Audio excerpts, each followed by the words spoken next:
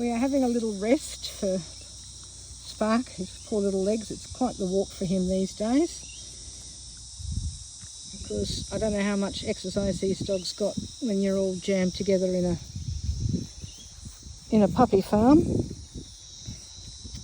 But the big thing about it is Spark continues to move forward day by day. In fact, I thought he was ready for adoption, and then we got him to meet the neighbours and the cleaner, and in fact that was quite freaky for him. So he's not ready for adoption. He's still needing some time to realise that other people, not just those who are giving him food, are not scary. But he now lets me pat him inside the house. He doesn't run away as much. So that's wonderful progress. And he came back onto the bed finally today. This one, still see hide nor hair of him in the house. As I said, he's even more behind than when he started. The bedroom has become a place of scariness because that's where the crating incident happened. And if you don't know about that, there's another video that talks about it. Yet he's a completely different pooch on his walks. See, again, this is a sign of this one taking possession because he's gotten in the way of me and Latch making connection. You are such a little possessive one. Anyway, I've been saying for a while to Heather at Arch that Spark was getting in the way of the development of Latch, and Latch was kind of getting in the way of me being able to move Spark further forward with training, because there was always another distraction. But the fact that I'm actually seeing Latch making no progress except on his walks, when suddenly I can touch him, he's not worried about being near my legs as I'm standing upright. I can pat him, if things make a rattle of noise, he copes. You know, it's Dr. Jekyll and Mr. Hyde with him. So I'm not the only foster carer who was struggling, probably the ones who got 2 dogs. And Heather is now looking for more foster carers, and we will say goodbye to Latch after he's desexed probably. I will be the bad person who takes him through the desexing process, which happens next week. And then he can go to his forever home with all of what we've learnt about him, helping the next carer not make the mistakes we made. And one of our problems is we don't have a good garden. I couldn't let the dogs roam outside, which might have helped. They can only roam in the covered patio area. So I've said that he really, I think, would love a proper garden that's enclosed and he can go out and explore.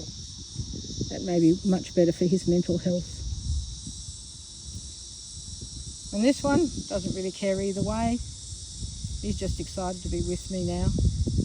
Follow me around, sit with me, all these things that he didn't do in the first week. He's certainly become a very loving pet in the second.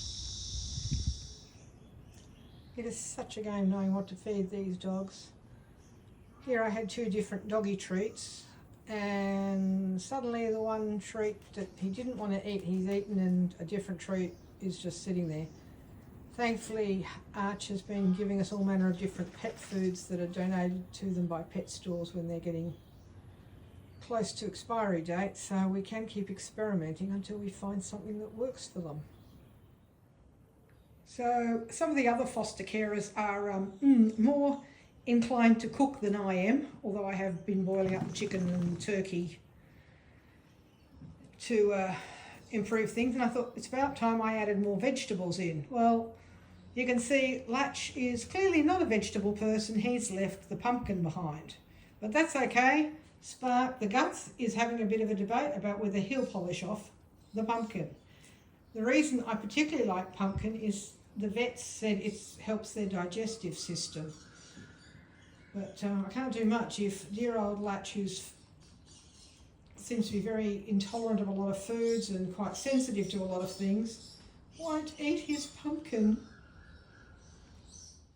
So I've sat down to have dinner. Yes, I'm not a great cook. And look who's jumped up to advise me that he can supervise my eating and finish anything that I'm not going to eat. Okay, well, we'll sniff around first and see what else is there. Yeah, we've baby-proofed the lounge room now, or anything that was dangerous is now high up out of his reach. Having a nice little roll around on your back there while you kill time, hoping that we're going to go for a WALK soon. This is the best part, is when the dogs always feel free and easy. Yeah, they feel free and easy. It's so beautiful to watch.